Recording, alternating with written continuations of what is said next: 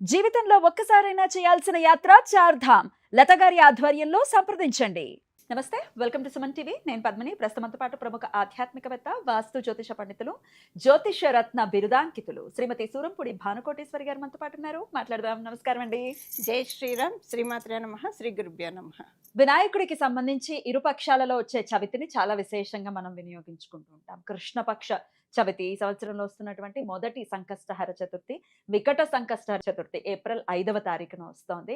మరి సంకష్టహర చతుర్థిని ఆల్రెడీ చేసుకునే వాళ్ళు ఎలాగో ఉంటారు సంవత్సరం సంవత్సరం అంతా కూడా చేసుకోవాలి అని అనుకుంటారు, లేదా ఇన్ని మాసాలు అని దండం పెట్టుకుంటారు. మరి ఈసారి వచ్చేటటువంటి ఈ సంకటహర చతుర్థి వైశిష్ట్యం ఏమిటి? ఎటువంటి ఇబ్బందుల నుంచి మనం బయటపడచ్చు సంకష్టహర చతుర్థి కనుక చేసుకుంటే? ఈ ఒక్కటి కూడా అంటే ఈ ఒక్కసారి కూడా చేసుకోవచ్చా? ఇవన్నీ ఒక్కసారి మీ ద్వారా తెలుసుకోవాలనుకుంటున్నానండి. తప్పకుండా పద్మిని. ఆదవ పూజ్యో గణాధిప, ప్రథమ పూజ్య అగ్రతాంబూలం మనం గణపతికే ఇస్తాము. గణపతి సంకటహర చతుర్థి ఎంత మహిమాన్వితమైందంటే, మనకి అన్ని విఘ్నాలు తొలగాలంటే, ఒకటి మనకి అనుకుంటూ ఉంటారు కదా చాలా మంది, అంత టాలెంట్ ఉంది, మల్టీ టాలెంటెడ్, ఇంకా వాళ్ళకి తెలియదంటూ ఏమి ఉండదు. కానీ ఎక్కడో వెంట్రుక వాసులో తప్పిపోతూ ఉంది. ఇలా మనం వింటూ ఉంటాము, వెంట్రుక వాసులో తప్పిపోతుంది. ఒక్కొక్కసారి కొంతమందికి వివాహ ప్రయత్నాలు కావచ్చు, ఏదైనా సరే వెంట్రుక వాసులో తప్పిపోతూ ఉంటాయి. ఈ వెంట్రుక వాసులో తప్పిపోవడము దీనికి కారణం ఏంటంటే, మనకి నవగ్రహాల్లో కేతు భగవానుడు కనుక అర్గళాస్ అని అంటాం, ఇంటర్వెన్షన్స్. అర్గళ అని అంటాం, ఇంటర్వెన్షన్స్ అనమాట. సపోజ్ ఎవరైనా ఒక రూమ్ లో ఉన్నారనుకోండి, బయట నుంచి డోర్ వేసేసారు, ఎవరు వేస్తే బయటకు వెళ్ళాలంటే ఎలా వెళ్తాం? ఓపెన్ చేస్తే వెళ్ళాలి. మనకి యోగాలు ఉన్నప్పుడు ఇంటర్వెన్షన్ కలిగించే గ్రహ దేవతలు ఉంటే అవి తలుపు బోల్ట్ పెట్టేస్తాయి.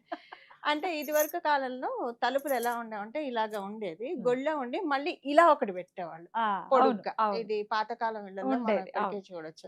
చెక్క ఇలా తీస్తే దాన్ని అదే అర్గళ అన్నమాట. అంటే మామూలుగా అయితే బద్దలు కొట్టచ్చు, అది తీయడం కష్టం కదా, రాదా అది? అది చాలా చాలా స్ట్రాంగ్ గా ఉంటుంది. అంటే అర్గళ అని అర్థం అవడానికి అలా చెప్తున్నారా ఎగ్జాంపుల్ అది అర్గళ. ఈ అర్గళ ఏంటంటే ఇంటర్వెన్షన్ గ్రహ దేవతలు కలిగించినప్పుడు. ఇప్పుడు పక్క రూమ్ లోనే అన్ని ఉన్నాయి, వెలుతురు ఉంది, మనకు కావాల్సిన మణిమాణిక్యాలు ఉన్నాయి, అవే యోగాలు అని అనుకున్నాం కాసేపు, అన్ని ఉన్నాయి. కానీ బోల్డ్ పెట్టేసేసారు. ఈ బోల్డ్ పెడితే బోల్డ్ తీయాలంటే తాతలు దిగిరావండి. అంతే. ఎందుకంటే ఏం చేసినా కూడా ఈ చీకట్లు కష్టాన్ని చీకటి అని అనుకుంటే ఈ ఇంటర్వెన్షన్ గ్రహ దేవతలు కలిగించాయి. ఈ ఇంటర్వెన్షన్ నుంచి తప్పించే నాదుడు గణనాథుడు. మనకి కలియుగంలో కొంతమంది దేవీ దేవతలు ఉంటారు, చాలా అంటే చాలా సులభంగా మనకి పలుకుతూ ఉంటారు. అందులో ప్రథముడు గణపతి స్వామివారు, హనుమంతుడు, లక్ష్మీ అమ్మవారు, అలాగే కార్తవీర్యార్జునుడు. వెంటనే భగవంతుడు అంటే కొంతమందికి నమ్మకం ఉంటుంది, ఉండదు. అలాంటి వాళ్ళు కనుక గణపతిని పట్టుకుంటే, అసలు అంతెందుకండి, గణపతిని పట్టుకుంటే మనకి ఇష్టదేవత ఎవరో కూడా ఆయనే రూప్ చేస్తారు. ఎవరు అంటే మనం ఎవరిని ఏ దేవుని పూజించాలన్న కన్ఫ్యూజన్ ఉంటే కనుక గణపతిని గట్టిగా ఉపాసిస్తే కనుక ఇష్టదేవతను కూడా మనకి ఆయనే పరిచయం చేస్తారు. సో గణపతి యొక్క మహత్యం చాలా అద్భుతంగా ఉంటుంది. అంటే నేను కొన్నాళ్ళు చేశాను, ఇప్పుడు కూడా అంటే అంత సంకటహర చతుర్థి చేశాను. చూసారా? అంటే తలస్నానం చేయాలి, తలస్నానం చేసి ఉదయాన్నే ఉపవాసం చేసి సాయంత్రం నేనేం చేసేదాన్ని అంటే, మొదట పొద్దున్నే పసుపు గణపతిని చేసుకొని, నాయన ఇవాళ నీ వ్రతం చేసుకుంటున్నాను, మామూలుగా ఏ పూజ చేసినా విఘ్నాలు రాకుండా నిన్నే పూజిస్తాను, నీ పూజకు కూడా విఘ్నాలు రాకుండా నువ్వే చూడాలి, కాపాడాలి. ఎందుకంటే సంకల్పం వరకే మన బాధ్యత, నడిపించేది నువ్వే అని మన సంకల్పం చెప్పుకోవడం. సాయంత్రం సాయంత్రం వరకు ఉపవాసం ఉండి సాయంత్రం పూట ఏదైనా పాలు తాగేవారు. పళ్ళు పాలు లంకనం చేయకూడదు కదా, పళ్ళు పాలు. ఒకవేళ ఉండలేని వాళ్ళు, ఇప్పుడు కాలగమనంలో అనేక రోగాలు ఉన్నాయి, ఉప్పుడు పిండి అయినా చేసుకొని తినొచ్చు, అలాగైనా పర్వాలేదు. బట్ నేను ఉండగలిగేదాన్ని కాబట్టి నేను పాలు తాగేదాన్ని కదలగానండి, పళ్ళు తినేదాన్ని, జ్యూసులు ఏమన్నా తాగచ్చు. ఇప్పుడు పిండి అంటే బియ్యం రవ్వతో చేసే ఉప్మా. అదే సాయంత్రం పూట ఆ. పత్రి తెచ్చుకునేదాన్ని నేను. Okay. పత్రి అంటే మనకి ఎప్పుడు దొరకదు కదా, వినాయక ఆ. చవితికి అయితే మనకు అమ్ముతారు. ఆ. ఏం చేసేదాన్ని, ఇంటి ముందే దాడిమి ఆ. ఫలం అని అంటాం కదా అవి, అలాగే మామిడి ఆకులు తెచ్చుకునేదాన్ని. అలాగే జామాకులు, రేగాకులు అయితే దొరికేవి కాదనుకోండి. తులసి దళం మటుకు పెట్టకూడదు, మనకి ఇంటి దగ్గర ఉంటుంది. ఒక వినాయక చవితికి తప్పించి తులసి దళం విడిగా మనం పెట్టకూడదు. ఇలాగా బిల్వ దళాలు తెచ్చుకునేదాన్ని. అక్కడ రోడ్డులో ఏవైతే గణపతి పూజకి అర్హమో, జిల్లేడాకులు, ఇవి అర్కపత్రం, ఇవన్నీ తెచ్చుకునేదాన్ని. తెచ్చుకొని వాటితోటి ఆయన వాటితోటి ఆయన అష్టోత్తర శతనామాలతోటి పూజించి, ఉండ్రాళ్ళు ఆయనకి బాగా ప్రీతి, నాకు కూడా ఉండ్రాళ్ళ ప్రీతి, నాకు కూడా ఇంకా అవి చేసి చక్కగా పొడి ఆయనకి నివేదన నైవేద్యం పెట్టి. కథలాగా ఏమి ఉండదండి? కథ అంటే నేనేం చేసేదాన్ని అంటే వినాయక వ్రత కల్పం కథే చదువుకునేదాన్ని. వినాయక చవితికి కథ ఉంటుంది కదా, అదే చదువుకునేదాన్ని.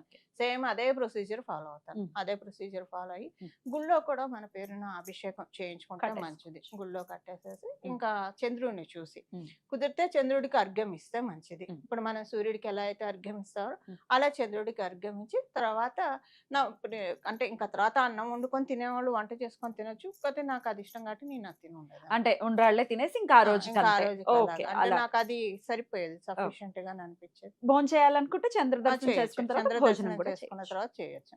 కానీ ఆ రోజు చంద్రుడు పరీక్ష పెడుతుంటాడు, ఒక పట్టాన కనపడడు. అప్పుడు ఎట్లా మరి? అప్పుడు ఒకవేళ ఉండలేని వాళ్ళు నక్షత్ర దర్శనం చేసుకొని తినొచ్చు. నక్షత్రాలు కనిపించినా సరే దండం పెట్టుకుని. ఇప్పుడు మనకి ఈ లైట్ల వల్ల నక్షత్రాలు కూడా కనిపించట్లేదు, అవుట్స్కట్స్ లోకి వెళ్తే బాగా కనిపిస్తాయి. నేను నైమిషారణ్యం వెళ్ళినప్పుడు చూసా, ఈ నక్షత్రాలు కనిపించట్లేదు, ఏమైపోయాయండి బాబు నక్షత్రాలు. మన చిన్నప్పుడు ఎన్ని కనిపించేవి పద్మని, ఆరు బయట పడుకున్నాం మేము. మరి ఆరు బయట పడుకునే వాళ్ళం. అలా ఆకాశం చూసి నక్షత్రాలు లెక్క పెడుతుంటే మా అమ్మగారు నక్షత్రాలు లెక్క పెట్టకూడదని తిట్టేది. లెక్క పెట్టకూడదు, నాకు తెలియదు, నేను అడగలేదు. లెక్క పెట్టకూడదు అంటే నేను అనుకోవడం ఏంటంటే అవి ఇన్ఫినైట్ కదా, ఎన్ని నాకు ఇప్పుడు ఇన్ని లెక్క పెడతాం, ఏవి లెక్క పెట్టాం, ఏ లెక్క తెలియదు కదా, అక్కడే ఉండిపోతామనేమో, నిద్రపోకుండా విసిగిస్తామని కూడా చెప్పండి. కరెక్ట్, అది కూడా వన్ ఆఫ్ ద రీజన్. తెలియదు మరి అనేది మమ్మ, అందుకని అలా అంటే వింటాం కదా, బట్టి ఆపేసేసా, భయం వేసేమో చేయకూడదు అని. అలా చక్కగా ఆకాశంలో మబ్బులు వెనక చంద్రుడు వెళ్తూ, చంద్రుడు పరిగెత్తుతున్నాడో మబ్బులు పరిగెత్తుతున్నాడో అర్థం అయ్యేది కదా. ఇప్పుడు అసలు నక్షత్రాలే కనపడట్లేదు. ఇది నాకు అర్థమైంది ఏంటంటే, ఈ లైట్లు వీటి వల్ల మనకు కనిపించట్లేదు. నేను ఫస్ట్ ఏం భావించానంటే పొల్యూషన్ వల్ల కనిపించట్లేదు, దాని వల్ల కనిపించట్లేదు. ఒకసారి నైమిషారణ్యం వెళ్ళినప్పుడు అవుట్స్కట్స్ లో కార్ ఆపి కొంచెం రిఫ్రెష్మెంట్స్ తీసుకుందాం అని చెప్పి కూర్చుంటే కరెంటు పోయింది. ఎన్ని నక్షత్రాలు కనిపించాయంటే అసలు మనసు ఆనందంగా అనిపించి అలానే దండం పెట్టుకున్నా. అప్పుడు నాకు అర్థమైంది, సిటీలో లైట్స్ ఎక్కువ ఉంటాయి. ఫస్ట్ పొల్యూషన్ అని అనుకున్నా. అప్పుడు కొంచెం సంతోషం కూడా అనిపించింది, ఫోన్లో పొల్యూషన్ వల్ల కాదేమో అని చెప్పి. ఇది మరి నాకు అనిపించింది, అథెంటికేషన్ అని చెప్పను కానీ నాకు అనిపించింది. రైట్. ఒక శుక్రుడు మాత్రం కనపడుతూ ఉంటాడు పాపం, ఆయన ఒక్కడే కనబడతాడు, ఇంకా ఆయనే నక్షత్రం ఆబ్వియస్గా, ఇంకా అలాగే అనుకోవాలి కదా. శుక్రగ్రహం మాత్రం కనపడుతుంది ఇప్పుడైతే. రైట్ అండి. ఇలా ఈ ఒక్క సంకష్టహార చతుర్థి, ఒక్క సంకటహార కొంతమంది 11 నెలలు చేస్తారు. కొంతమంది బెస్ట్ ఏంటంటే మంగళవారం ఎప్పుడైనా సంకష్ట చతుర్థి వస్తే అంగారక చతుర్దశి అంట, అది చాలా ముఖ్యం. అది నేనైతే మొదలు పెడితే అలా వస్తే మటుకు మొదలు పెట్టి చేసేదాన్ని. ఈ మధ్య కొంచెం చేయట్లేదు, అంటే పూజ అది చేసుకుంటా కానండి, పత్రి అది పెడతా కానండి, ఉపవాసం అయితే ఉండలేకపోతున్నాను. అందుకని ఇంక ఇప్పుడు ఈ మధ్య అలా చేయట్లేదు, విధి విధానాలతో చేయట్లేదు. బట్ లఘువుగా చేసుకుంటాం, లఘువుగా అయినా కూడా మనం చేసుకోవచ్చు. ఎలా చేసినా భగవంతుడు. అందులో వినాయకుడు చాలా క్యూట్. అవును, క్యూట్ బాలుడు కదా మన పిల్లాడు. ఇలా చేయి అలా చేయి అని ఏం రిస్ట్రిక్షన్స్ పెట్టడం, అన్న భగవంతుడికి మనం ఎలా అలవాటు చేస్తే అలా, అంతే. మన పిల్లాడు కదా, మన మాట వింటాడు. అద్భుతం అండి, చాలా చక్కగా తెలియజేశారు. ఈ వికట సంకష్టహార చతుర్థిని మన వాళ్ళందరూ కూడా ఖచ్చితంగా ఈ అర్గళాసిని తొలగిస్తాడు. ఆయన వచ్చి ఆ బోల్ట్ ని తీసేసి రండి అని చెప్పి ఒక నందనవనాన్ని పరిచయం చేస్తాడు. చాలా చాలా మంచి రిజల్ట్స్ అయితే డెఫినెట్ గా చూస్తారు. ఇది చాలా మందికి చెప్పాను, చేసిన వాళ్ళు ఫలితాలు చెప్పడం చూసి నేను చూసాను. ఎవరో దాకా ఫస్ట్ సెల్ఫ్ ఎక్స్పీరియన్సెస్ కూడా ఉన్నాయి, స్వానుభవాలు చాలా ఉన్నాయి. ఏవేవైతే జడంగా ఉన్నాయో జీవితంలో, ఆ జడంగా ఉన్నవి అజడం చేశాడు ఆయన.